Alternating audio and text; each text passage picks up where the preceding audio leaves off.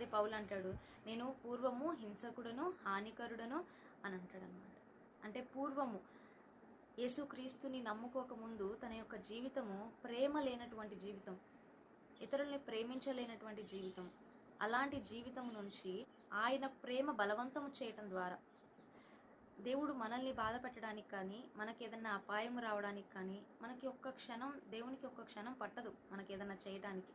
కానీ దేవుడు మనల్ని ప్రేమ ద్వారానే తనలోకి తీసుకెళ్తాడు, ప్రేమ ద్వారానే మనల్ని ముందుకు తీసుకెళ్తాడు, ప్రేమ ద్వారానే మనకి ఏదైనా చేస్తాడు. ప్రేమ చూపించే మనం ఆయన దగ్గరికి వెళ్ళాలనుకుంటాడు.